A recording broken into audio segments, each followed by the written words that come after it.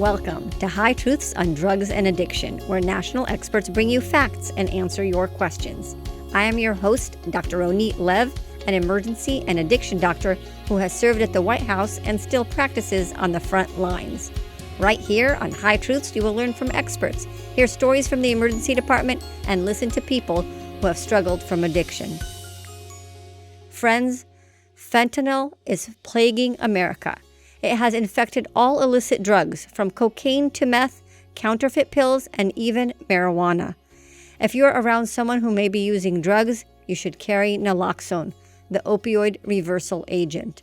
Carrying naloxone for drugs is like carrying an EpiPen for allergies. If you need a prescription for naloxone, you should have one. No questions asked. That is why I am offering a free prescription to anyone who needs one.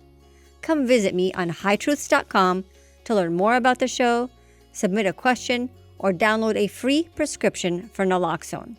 And if you like the show, do me a favor. Give us a 5-star review and subscribe.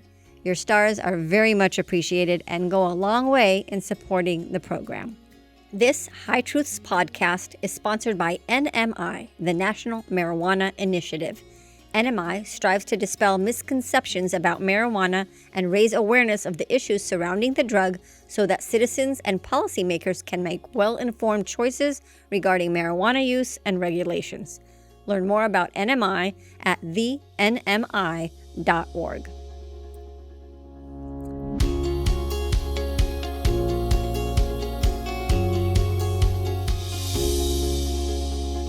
Hello again, everyone. Thank you for joining me and taking time to listen to High Truths. There are other things that you could be doing right now, and I so appreciate you listening in. I'm your host, Dr. Ronit Lev. Today, I want to start the show by sharing 3 health tips related to cannabis. I have many more tips, but today you're just going to get 3. So if you want to hear the other tips, you'll have to give a 5-star review and ask for the other ones. Now, if you already know everything there is to know about marijuana or insist on using the word cannabis because anyone who uses the word marijuana is a prohibitionist, this show is not for you. If you already know about cannabis sativa versus indica and you made up your mind that people need marijuana, that it helps with pain and sleep and is safer than alcohol, and if you think anyone who says anything bad about marijuana is just full of reefer madness, these tips are not for you. Don't waste your time. Turn off the podcast now. However, if you want to learn some health tips so you can make your own decisions for protecting your health and those you love, then listen on. And I expect that after learning these 3 tips, you will take just one fact and share it at a dinner conversation with family or friends, and you will be an informed decision maker and you'll share that knowledge. And with your permission, I will start. Health tip number 1. The brain grows until you're 25 or 27 years old. At age 18, you can vote. At 21, you can legally drink, but that's a legal age. The medical age for brain development is 25. For my kids, it's 27 because I want to protect them longer. But the brain grows from the back of the brain, the cerebellum, the balance part of the brain, to the front, the frontal cortex, the executive decision-making part of the brain. It's also growing from the inside, the gray matter, to the outside, the white matter. Myelin is the white matter of the brain. It's an insulator of neurons and helps information flow faster. Myelin continues to grow until age 25-27. The brain is also pruning neurons, cutting out neurons that are not used and building stronger pathways to the neurons that are used more often. We know if kids and adults are exposed to addictive drugs while their brain is growing, the odds of addiction is up 7 times higher than for kids than for adults. We learned that from the tobacco industry, who knowingly marketed to teenagers who would become lifetime cigarette consumers when primed at a young age. The same addiction potential applies to alcohol, marijuana, opioids, and other addictive drugs. So health tip number 1 is protect the growing brain to minimize the chance of addiction to marijuana, but really any chemical. Health tip number 2 is avoid cannabis-induced psychosis and possibly permanent schizophrenia. There's not a dispute that cannabis or marijuana can cause psychosis. This is especially true with high-potency products. But with continued use, one bad trip can become a lifelong mental illness. Dr. DeForte, who has been on the show, studied 900 patients with first-time psychosis and compared them to 1,237 controls. She found a 5-fold increase rate of psychosis in people who use high-potency marijuana on a daily basis. High potency she defined as 10%. She also concluded that these cases could have been prevented if individuals did not use marijuana. You may not develop psychosis or schizophrenia from using pot, but marijuana carries a 5-fold increased risk of permanent psychosis. Maybe your child may not get it, but maybe not John or Bill or Talia or David, but maybe it will be Linda. That's what a 5-fold increase means. Health tip number 2, beware of psychosis with high-potency pot. Health tip number 3 is beware of THC and CBD drug interactions. I had a patient with internal bleeding that required blood transfusions.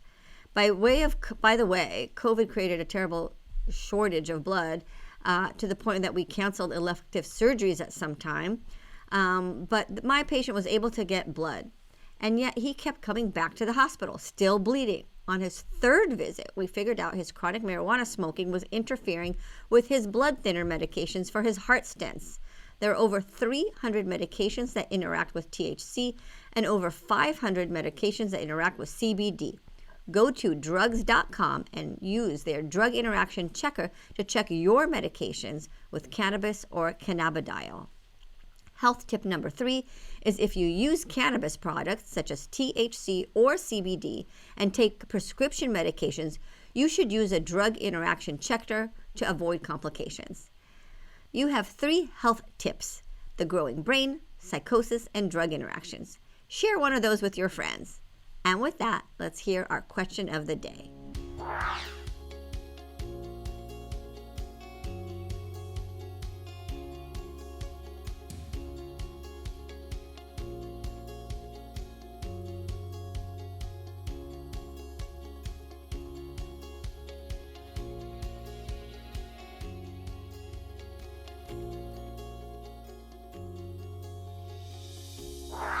Thank you, Robert, for your dedicated prevention work and important question. I have a knowledgeable and entertaining expert that is perfect for your questions. Ben Cort. Ben has been sober since June 15th, 1996, and is now a prevention and recovery leader, Hall, North City TED Prevention Talk Coalition. speaker, and author. We help communities in the northern half of San Diego reduce problems caused by substance misuse. State governments, professionals, High and Truths on collegiate Drugs athletes. and Addiction is a He's useful now series CEO for of people who want to Foundry learn about the Steamboat science Springs, behind an dependence inpatient and treatment treatment, program in how Colorado. have different marijuana Check products out his evolved book, over time, Weeds Incorporated. and how have the medical You can effects of find those Ben products Cort's bio changed. on the High Truth show notes. Ben Cort, welcome to High Truths. Oh, thanks so much for having me, Dr. Lev. It's great to see you. And Ben, it's great to see you too. The last time we met was at a little Baptist church in New Jersey, and we testified about marijuana effects, and you drove me to the airport. Yeah, I think we were there. It was the New Jersey Black Caucus, and Senator Rice invited us to come out and speak. That was a really cool event. It was a cool event. It was great to get to know you. And then I almost got to see you again in Miami. But then tell High Truths what happened to you. COVID part 2. So I'm pretty sure I was like Colorado patient 0 the first time I caught it, because it was I had it in March of 2020 or 2021, whenever we all got sick. And then I had the latest variant, and even fully vaccinated, got so sick. So yeah, you guys were all downstairs having lots of fun and learning great things. And I was sleeping 20 hours a day upstairs in the hotel room. It was terrible. Can you imagine flying, across the country and now being quarantined in a hotel room by yourself? It was horrible. I felt so bad for you. The worst part was it was like Miami in January. I mean, it was beautiful, and I'm looking out the window and it's so gorgeous, and I never once went outside the entire time I was there. That's terrible. We were like, bringing food to your door and then running away. Terrible. But I'm glad you recovered and you're well. I'm always worried about that. It's like, hey, Ben, what's your O2 sat today? But you did well. Thank God. I appreciated that. Yeah. So Robert has a question I thought you'd be good to answer. And it's, how have products, marijuana products, cannabis products, evolved over time? Like, so we talked to a lot of parents, right? And they compare their Woodstock weed to what kids today are exposed to. Can you give us, what's out there and how is it different from 20, 30 years ago to what people are selling today? So it's not even the same thing. So I actually, I'm working on a second book.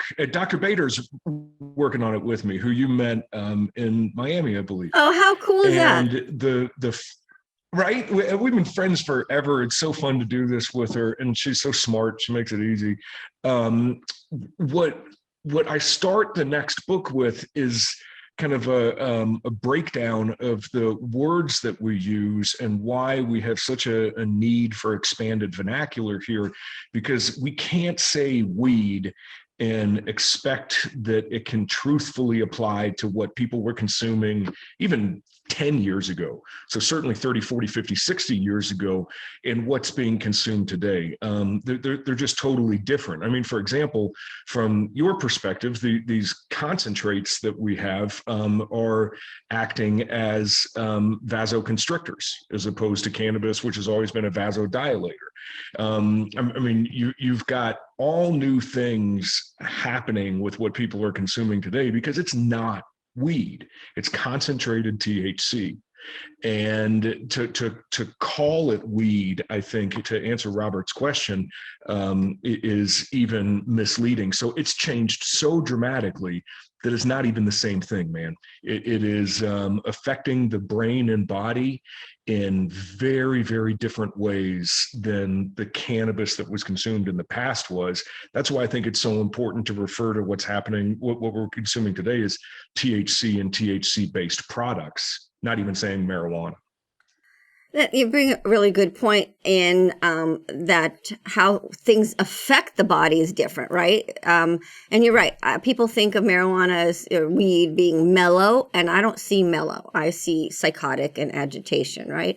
I used to see nobody in the emergency department, and now I'm seeing multiple patients a day. So something is different, and it's the high potency THC that makes it very different. Can you give us a description of the actual products and start with the Woodstock, weed that comes in a plant and you're rolling a joint. That's what people think of marijuana. And take us through from that to what we're seeing today, what people are buying today. So cannabis sativa, which has grown naturally in warm and humid places all over the world since the dawn of time. I mean, humankind has always interacted with it. It's one of 50 essential herbs inside of traditional Chinese medicine. Like, it's always been a part of the human experience in places where it grew naturally, warm places, humid places. About a generation ago, we made this hybrid called cannabis indica, which was basically created to survive colder weather. I mean, it's a little bit of an oversimplification, but you could grow it more generously in different places. And that got a little bit stronger. But what we had from the dawn of human time up until the late 60s was a plant that grew naturally. From the time you planted it until it was ready to harvest was about 120 days or so. You pulled it out of the ground, dried it out, and for a very long time, people used it topically more than anything else. But there's always been a small contingent who dried those leaves and or buds out and smoked them. It wasn't until the late 60s that we started to see an increase in that THC potency, going from less than 0.5%. So there wasn't weed out there that had more than 0.5%. I mean, maybe it was out there, but it was really, really limited. And we started to slowly see that climb through the mid 2000s, where by the time we got to when I moved into this field, I'd already been sober for a number of years, but about 2015, you had cannabis that was 12% THC potency. So this is genetically modified plant, right? These plants were genetically modified for their THC content? Well, so in the true form of that word, absolutely, because but it really was just good botany. So it would be the same thing as like somebody growing a bigger and bigger tomato, but without additives. They are all genetically modified today. Before, it was just good selective breeding and cloning, basically, so that we had a non-pollinating female. Interesting. Okay.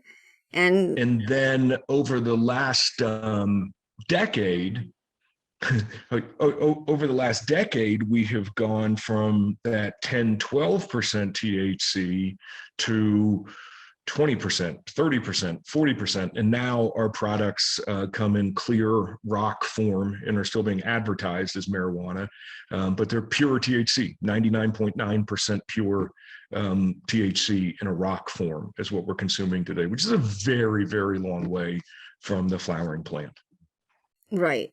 And tell us what all people, I don't even know, what's a shatter and a dabs and these candies and these foods? What's all that whole new part in the industry? So I'll describe it a little bit, but I think for your viewers, the very best thing they can do is Google some of this stuff, and to throw it into YouTube too, because you can see everybody consuming this, because kids put everything on YouTube.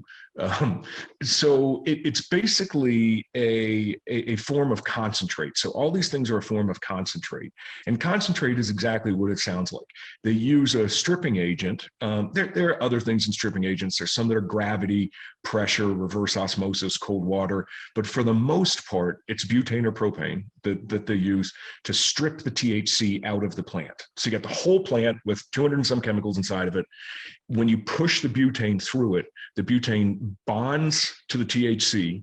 And what you get at the bottom of that, what comes out is butane and THC. So you then purge the butane, because you're a medical professional, so you're probably aware of this, but for your listeners, you shouldn't smoke butane. What we end up doing then is doing that process again and again and again until we reach the level of purity that we're looking for, and we have a concentrated THC.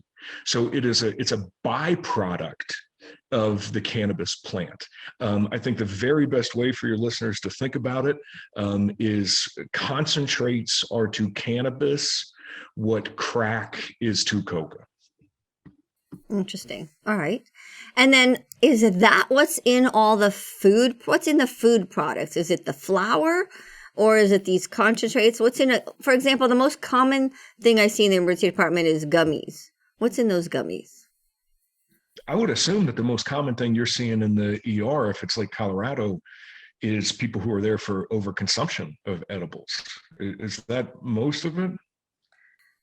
I'll see someone with just one gummy, and they're there with excited delirium because all the THC was in that one gummy. I had a guy who came in with a stroke after one gummy. I had a guy who had, just weird people come in and they're older people who are with the gummy problems, because they just thought, oh, it'll help my sleep, or it's just, want to use out the little, but they're on their blood pressure medicines, and now that creates a reaction. Or I had a guy the other day, he was seeing things, and why would a 70-year-old all of a sudden have visual hallucinations? That doesn't make sense. So we're doing this whole CAT scans and biological workup, and it's the gummy. So where we really screwed up, I mean, we could fill a book with where we really screwed up, but one of the areas that we really screwed up on this was in the way that we allowed the measurements for potency to be done inside of these edibles. So what they did was they just went with a straight weight. So it's 10 milligrams of weed is a legal serving. What that was basically assuming was that this was the weed of 10 years ago, 15 years ago, when these laws were written, even though so many of us were yelling and saying this isn't what it's going to be. It was organic material. Think of it as baking 10 milligrams of weed into a batch of brownies. So that's what it was set up to do. But now everything's being infused with concentrates, very specifically distillates. So THC does a notoriously bad job of bonding to gelatin. Concentrates, on the other hand, do a fantastic job bonding to gelatin. So what you're seeing now are distillates, which are the purest form of concentrates. That's what's making up edibles. So where you had 10 milligrams was supposed to be a flower at 5 or 6% THC, is now being filled up with a 99.9% pure distillate. And the other issue that we've got is the unregulated way that these things are packaged. So you'll have multiple servings inside of one package. The record I've seen is 100 legal servings, so 1,000 milligrams and things. And the most audacious of any of those are, I'll have to send you pictures, maybe you can put it up on this, are 1,000 milligram cake pops. So it's a cake pop with 100 legal servings of concentrate in it. Easy to see why people can get into trouble. And so is it fair to say that most of these edible products are concentrates? It's not the old little marijuana flower baked in the brownie? Oh, yeah, absolutely. If I had to guess, I'd guess 95%, maybe higher than that. We also can say with a surety that anything that's being vaped is a form of concentrate. And that's going to be above 99%. Wow. That's, I don't think that most people know that about the industry at all. I think when they think about edibles, people are thinking about, brownie with some, plant inside. Ha ha ha. I think they did that on purpose. I think they very, very deliberately and specifically allowed that sort of loose understanding to be defined very differently so that they could create anything that they want. And again, these more intense products that permeate the market, that absolutely are the norm, will put the average person under your care in a state of psychosis and real trouble. Who they are made for are the frequent, chronic, problemed user, the person with a tolerance so high they need that to feel anything. So there are a lot of candies out there, right? I had a pediatrician really complain about the Weedos because they look like Cheetos, and so little babies will want to take them, and the various different candies. And that's all concentrates, like you said, all distilled product, THC. Mm-hmm. Yeah, I don't know why we need that in society for little kids to get high concentrated THC. What's the weirdest thing you've seen? Suppositories, both vaginal and anal. I don't know. You probably remember because you were in the ERs then, and I'd imagine in Southern California saw a bit of it. The alcohol-soaked tampons that were the rage for a while. Yeah. Very effective form of absorption, obviously. So we have these same things in, they call them tampons, but they're just vaginal suppositories. And then the anal suppositories are frequent. As far as facsimiles of other things, yeah, I'm very familiar with the Weedos, but pot rocks, which is a takeoff on pop rocks. So it's a popping THC candy. Very clearly the sort of thing that is targeting young people. But they've been targeting young people from the very beginning in the same way that tobacco providers and alcohol and opiate manufacturers, because that's where the addiction is. Right. That creates a customer for life. That's a known good sell. What's the scariest thing out there that you've come across? So it would either be the THC infused water or sodas, because it's so easy to overconsume those and so easy to hide them. But really what we've seen, and again, I'll send you some pictures, maybe you can put them up. What we've seen just inside of the last year, maybe 15 months, are a clear, tasteless, smellless, water-soluble droplet. So it comes in a little container. Think of like, like an eardrop or something. It comes in a little container. You squeeze the thing, lift it up, and you got a couple drops. And so then you can put those drops on anything and turn them into an edible. I mean, it can be like an actual can of Coke that you take and put one in. You can drop a couple on your broccoli at dinner. It makes it so that anything on earth can be an edible. It's made things inside of my world, inside of the inpatient treatment world, pretty tricky. Let's switch and talk a little bit about addiction. You are a man in recovery, and you have transformed your life to a life of giving and service and helping not just your patients, but really your entire community. And tell us a little bit about your journey. Well, it happened pretty early for me. I ended up getting sober when I was 18, so June 15th of 1996. And it was an incredible gift because I had an opportunity to really reinvent and redirect everything. You know, I work in that field now and have spent so much of my time in and around that world that it's always exciting to see anybody get it. I mean, I've been a part of helping a woman in her early 90s who wanted to get sober before she passed away, and that was beautiful. But there was something really really freeing about having it happen that early. There were so many things that I certainly experienced too much of at a young age. But then again, at the same time, I had just opportunity after opportunity because that was not a part of my life as I grew. And it's something that I'm certainly really proud of and love almost nothing more. Maybe there's a couple things I love a little more, but love almost nothing more than seeing that same light bulb go on for other people, because it's one of the things that people seem to miss about the recovery side of the world is they think that what we do is we give up something. And while that's certainly the case, you do, you fill your life up with so many other things. And I've gotten to have about 25 years of very rich and full life as a result of it.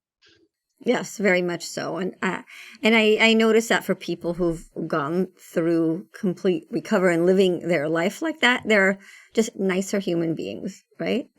Sometimes we meet people who, that, you know what, maybe you don't have an addiction, but maybe you should try some recovery tips.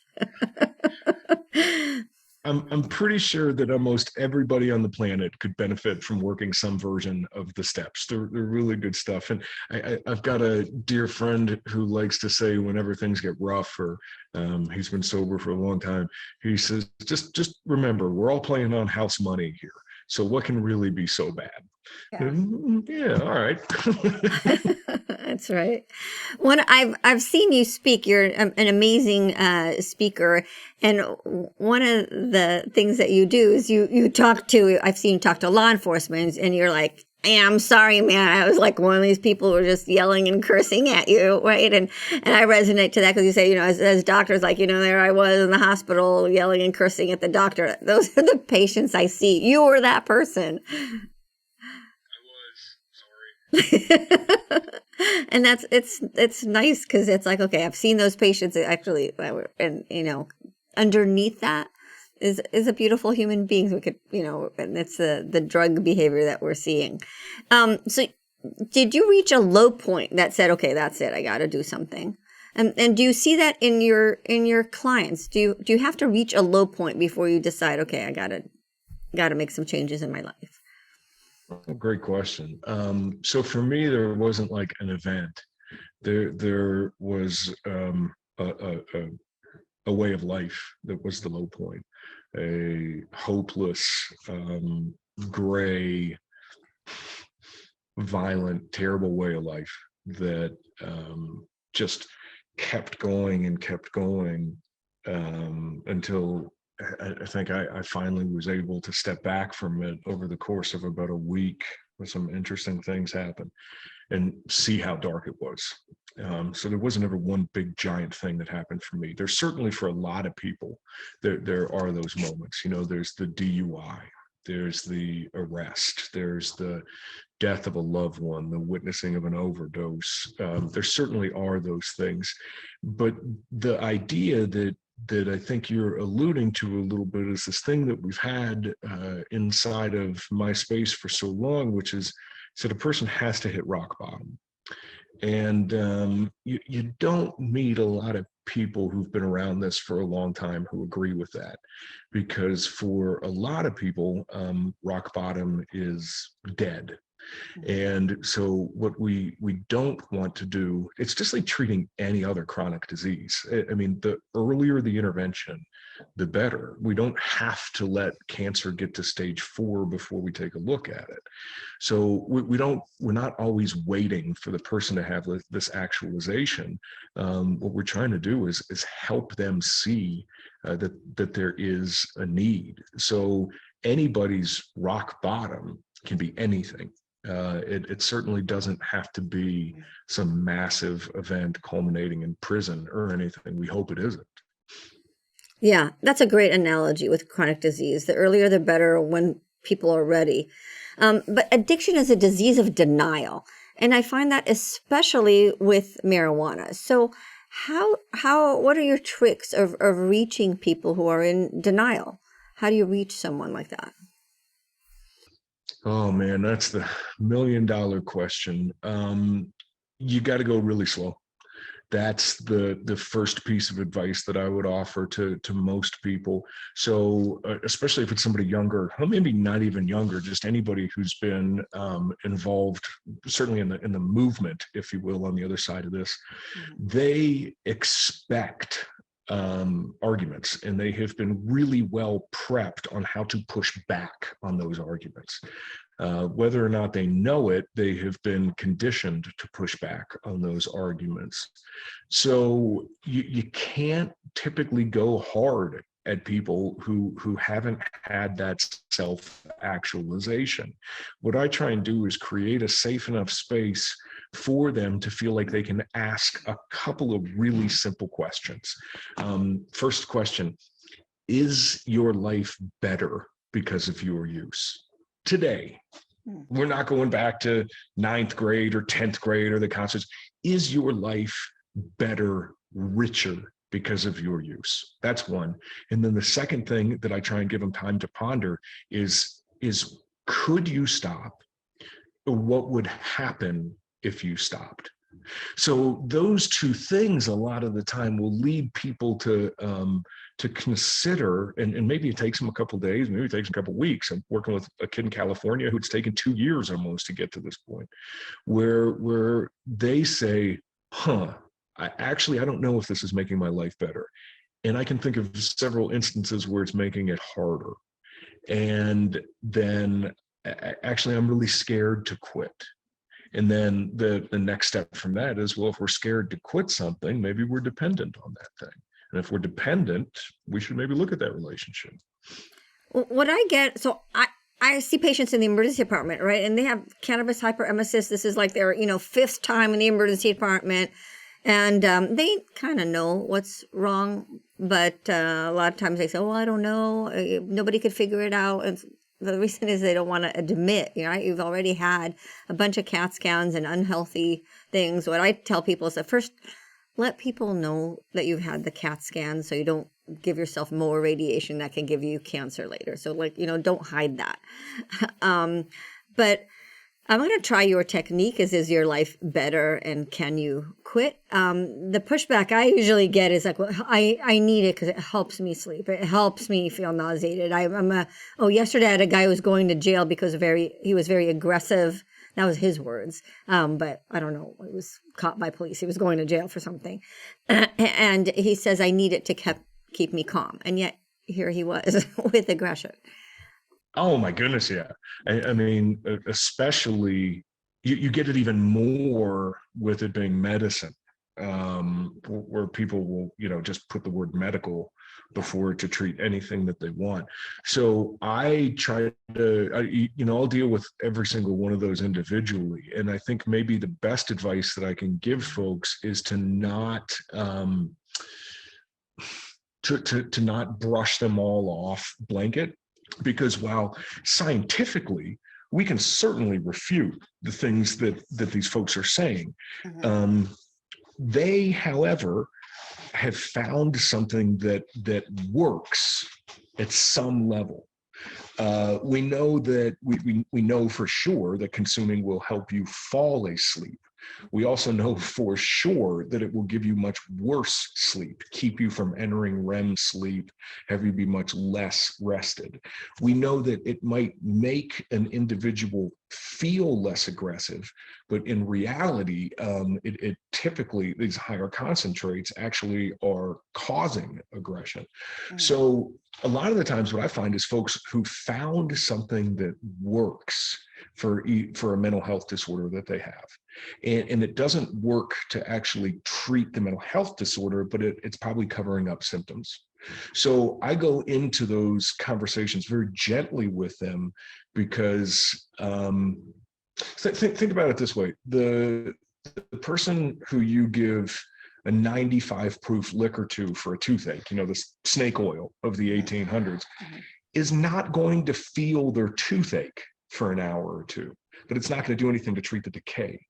So what I like to do is to tell them, I understand that it feels better when you consume that, but what if you're actually making these underlying problems worse, like what the science would tell us? For the person who has trouble sleeping, that's really easy. In fact, I work inside a lot of professional and collegiate athletic circles, and this comes up a lot. And so what I do with them is have conversations around sleep hygiene. And I create a sleep plan with them about just good habits to get to sleep. For the person with anxiety, I tell them and I say, hey, your anxiety is going to be worse while you detox 10, 12 days, maybe longer than that. You should be under the care of a professional. But then after that, I can pretty much guarantee you're going to see a decrease in your anxiety.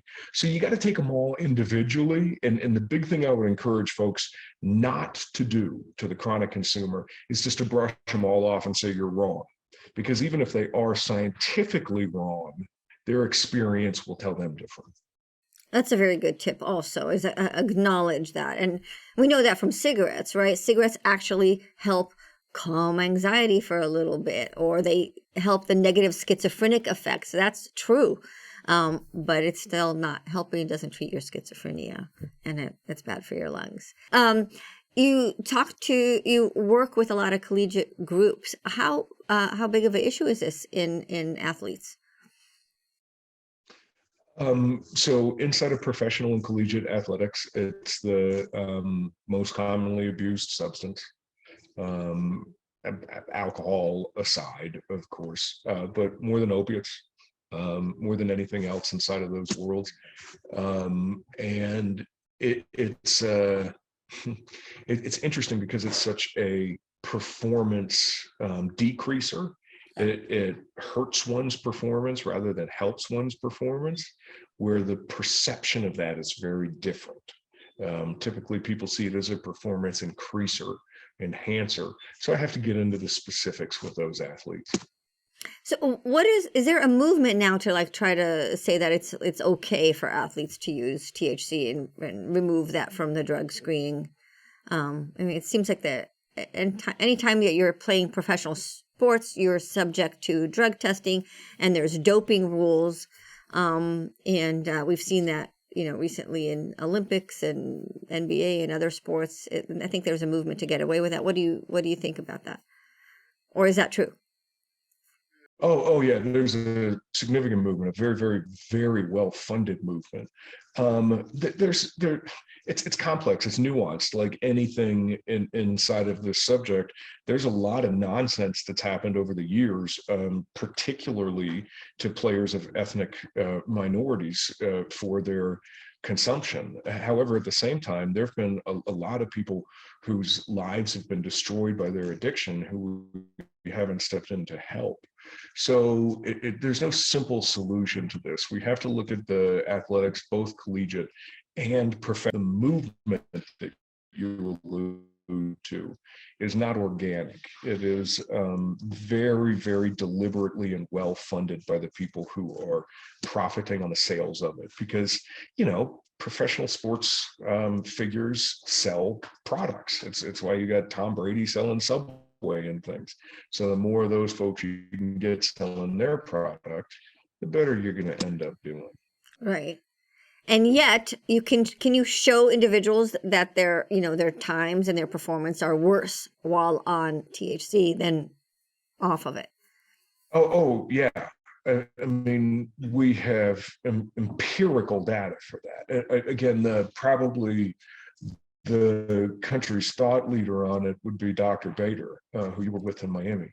But she's been on the show. We have empirical data. Oh, good. Okay, cool. I mean, it's the sort of thing that sometimes data is a little here and a little there, and it's like, how do we interpret it? This isn't one that's really open for interpretation. And some things in this world, there's the ergolytic or ergogenic discrepancy. Some things in this world make you faster, stronger, smarter. Some things in this world make you slower, weaker, slower. One of the interesting things, though, is it increases singularity of focus. So think of the horse with the blinders on. And there are a lot of athletes who love that, say it's a good thing. It helps them in their workouts. It helps them stay focused when they run. It helps them stay focused when they lift. You have a lot of people who watch, like people who are watching a ball come to them, like a receiver or a catcher or a batter or something. They would all say that same thing. The only downside to an increase in singularity of focus is we don't see the peripheral as well. And then as far as the ball coming at us, we actually see pretty significant decreases in depth perception. So while it will help an individual focus on what's coming, it will actually set them back a little bit in their ability to interact with that thing. Interesting. And that's true generally and also visually with your eyes. Because we have that, we say that with drug driving, right? That you lose your peripheral vision and some color, and that affects driving reaction times. Yeah, the other really tricky thing with this one when it comes to driving is the depth perception. Which is different than a lot of other substances. You have a pretty measurable decrease in a person's depth perception. The scariest thing, at least in my opinion, about this with driving is that with almost every other substance, somebody knows when they're too intoxicated to drive. So take alcohol, for example. The vast majority of people, and I'm summarizing science here, not just saying this thing, the vast majority of people say, I know I shouldn't be driving right now. I'm too intoxicated to drive when it comes to alcohol. Yeah. The opposite is true when it comes to THC. People believe that they're considerably more sober than they actually are when you test their reaction times objectively. Right. And we've actually had drug driving experts here on High Truths, and we hear it's not the mellow people driving slow, it's people going 110 miles an hour, very amped up, not what people really think of. So Colorado, yeah. Colorado's kind of been one of the ground zero, some others of the Western states for cannabis. So you're also now ground zero for treatment of cannabis. And you were telling me that you're moving treatment to just, there's many types of use disorder, of addiction, alcohol use disorder, opiate use disorder, but you're focusing now really on cannabis use disorder. Is this a growing problem? And which means... unfortunately, kind of like the emergency doctor, a good business for the marijuana industry means good business for me, and probably means better business for you. Yeah, unfortunately, that's very true. I really wish it wasn't the case. So, again, Dr. Bader, I believe, well, you were a part of this, but the medical textbook that Dr. Finn in Colorado Springs put together, Cannabis and Medicine, an Evidence-Based Approach, considered every subspecialty of medicine and cannabis's interaction with that. Dr. Bader and I wrote the chapter on addiction and recovery. which was, to our knowledge, the first time anything like that had been put down on paper. What makes sound THC addiction treatment? Treating addiction is treating addiction.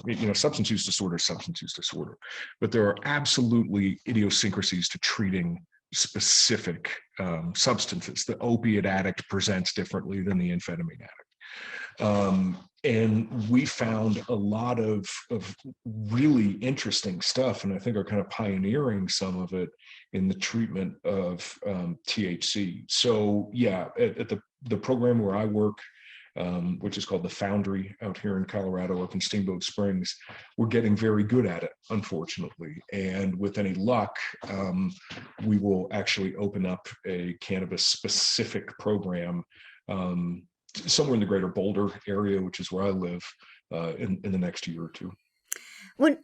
Can you just share with us maybe one or two things that makes treatment of cannabis addiction or use disorder different than other drugs? Yeah, there's so many, but here's one of the craziest ones: is all of the drugs that we track, aside from some psychedelics, it is the easiest one to stop. Of all of the drugs that we track, it is the hardest to maintain abstinence from. So that means it's going to be a hell of a lot easier for somebody to quit THC than it is to quit opiates. But it's also going to be much harder for them to maintain their sobriety from THC than the person from opiates. And the basic premise that we're operating under, at least right now, our hypothesis is so much of that has to do with societal perceptions of. And while everybody really quickly gathers behind the alcoholic who stopped, the opiate addict who stopped, we really downplay the significance of and even make a joke about the THC addict who's needed to stop. So we think there's a lot less societal support there. Probably one of the other biggest things is adequately treating the post-acute withdrawal syndrome, the actual physical withdrawal that takes place now, which 10 years ago didn't exist. But now, how are you treating that? Are you treating that with medications, the cannabis withdrawal symptoms? Certainly, yeah. So most of it's going to be short-term antipsychotic medications, anti-anxiety medications.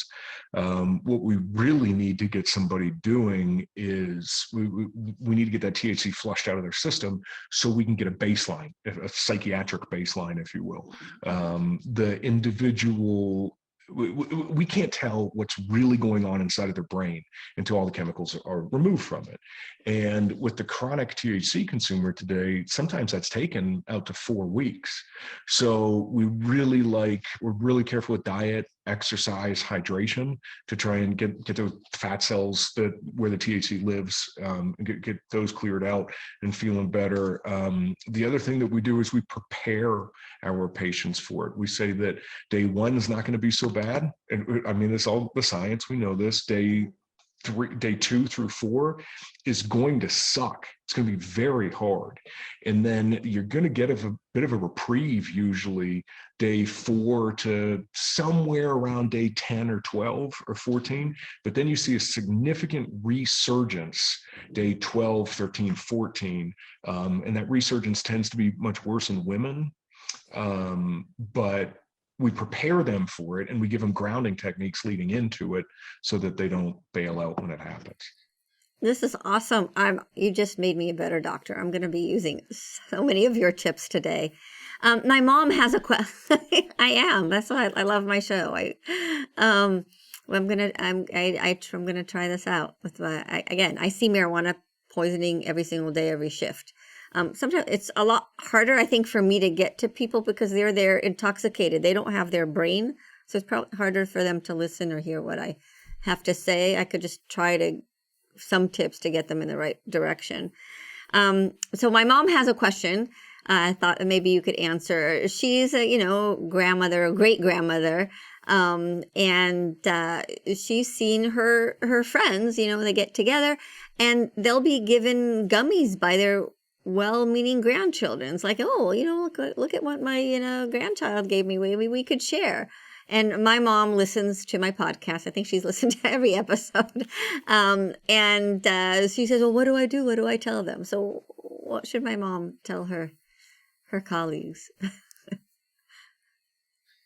Well, several years ago, we really wouldn't have been very worried about consumption in somebody who has a fully developed frontal lobe, which I'm guessing your mom is over the age of 26, 20, just 27. A little bit, so yeah. Probably has because you're 32, 33 now. Right. So that would, so we really wouldn't have been too worried about that because there were pretty minimal downsides to it for the adult brain. The occasional use in the adult brain, very minimal downsides. However, we've seen some pretty scary things happen with older patients, and certainly with a patient who would be in that geriatric category because of the spike in blood pressure. It is. Again, we've gone from, remember the old glaucoma thing, like use it to lower your interocular pressure. That was like a big thing. They said that's because cannabis is a vasodilator. But these concentrators, as they're functioning as vasoconstrictors, you're seeing pretty dramatic spikes in heart rate, up to about 50 beats per minute, out to sometimes as long as 3 hours. And then you're seeing spikes in blood pressure. So obviously, these are the strokes that so many people are seeing are associated with this in the younger people. But anytime you have a rapid increase in blood pressure or a rapid increase in heart rate inside of an older individual, I mean, well, you're the doctor. You can tell us what will happen. It's some degree taking your very well-being into your hands with it if it spikes blood pressure and heart rate like that. I see, because I work in mostly an adult emergency department, I see a lot more adults who come in with toxicity, and it's because of drug interactions. They're taking a lot of medications, and then they add CBD or THC with it, and there are hundreds of drug interactions, and it affects them. I see the cardiac effects. I've counted at least two documented times where we call a stroke code, or we get all the resources, people in the CAT scan, get ready to reverse a clot in the brain from a stroke, and it was just marijuana. It was not a stroke. And then, I've seen heart attack, cause that. And this is also well documented by the American Heart Association. So, yes, good. With my mom, it's I guess say no thank you, and it interacts with my medications. It's not benign. And then I think your point is that this is the high concentrate THC. That's a vasoconstrictor, not a vasodilator, is a really good one. So you have children. And we don't know those med interactions. Yeah. You know what I do? Actually, we kind of do okay, wait. I'm going to go back now to the medication interactions because you mentioned that. But that's what I do with my patients. Like the other guy the other day felt a little dizzy, not weak, maybe vertigo, but not exactly. These like vague kind of symptoms. And I just had him on his own phone go to drugs.com, put in his blood pressure medicine, do the interaction checker with cannabis, and he was reading all his own symptoms. I helped him diagnose himself. So drugs.com, that's what I use for people who are on medications. Let them check for themselves their own medicines with cannabis or CBD, and they could read those drug interactions and how it affects for themselves. So I think that's really helped me convince patients. But yeah, so we're talking about advice from older people and now advice to younger people. So you have kids. What's your advice to your own children? How do you, daddy works in addiction. So it's probably, something that's talked about around the dinner table. Talk to them all the time. Don't let this be a subject that they're only hearing aside from the people who want to profit from them. Talk to them all the time. You have a voice, whether or not you believe this. All of the research would tell us that your kids actually do listen to you. They file it away in there somewhere. Start early, talk often. incentivize good behavior. Don't just consider bad. So the deal that I had with all of my kids was anybody, or if any of you make it through high school with no drugs, alcohol, or tobacco, you get a trip anywhere in the world you want. And that was something we were able to do because we figured it was cheaper than rehab. But look at the strength-based side too. Consider incentivizing kids for good behavior, not just punishing for bad, but talk about it. Don't be afraid to sit down and have these conversations, and ask them what's going on too. Yeah. Oh, my daughter was in college and she was like, what's a Juul? Everybody has this stuff that was going around to class. She knew it was something not so great, but it was just new. We didn't know. Everybody was, right? So she's telling me that. So that's great. I love the concept of rewarding good behavior, not just punishing bad. And let's finish off by talking to Robert, who works in prevention. He sees it as an uphill battle. What's your advice for Robert? Oh, it's absolutely an uphill battle, Robert. And that doesn't mean it's not worth fighting. In fact, it's been a long road, man. I've been having this conversation publicly since 2012. And yeah, you take a lot of arrows, and that's okay, because I think, well, personally, at least, I'll tell you, I believe that the hardest stuff is usually the best stuff, and it's worth fighting for. The young people are worth fighting for. The people who are struggling with addiction, like myself and the people I work with, are worth fighting for. And while we might not be able to fix the entire thing, I've got some friends who try. Our mutual friend Kevin Sabet and some other folks who are trying to fix the whole thing. For me, and if this helps you at all, Robert, I just remember that old Starfish singing "Stop It." I think that the story of the guy walking along the shore, and he sees a fella standing there throwing a starfish back in the ocean, and then another, and there's hundreds of thousands of them that have washed up on the beach. And he says, what are you doing? You're not going to be able to save all of them. And the guy says, no, I can't save all of them. And he steps and picks one up, and he says, but I can save this one. And he tosses it back. So even if we can't fix the whole thing, Robert, I'm tossing as many starfish back in as I can. And I'm glad to have some people helping me, like you, Dr. Lev, and you, Robert, on the other side of it. That's amazing. Robert Hall, thank you for your question and your very, very important work in prevention. An ounce of prevention is definitely worth a pound of cure. $1 investment in prevention yields $18 in return. And Ben, thank you so much. Every time I talk to you, I'm enlightened. You teach me. Thank you for joining me and being on the right side of history in fighting for people, and one starfish at a time. You're an inspiration. Thank you, Ben. You too, Dr. Lev. Thank you. Thank you for listening to High Truths on Drugs and Addiction, where national experts bring you facts and answer your questions. This week's episode would not be possible without the generous support from our sponsors. A sincere and warm thank you to NMI, the National Marijuana Initiative, striving to dispel misconceptions about marijuana so citizens and policymakers can make well-informed choices. Our producer is Dave Rivas from Davey Boy Productions. I am your host, Dr. Ronit Lev. We hope we brought your day a little bit more high truths.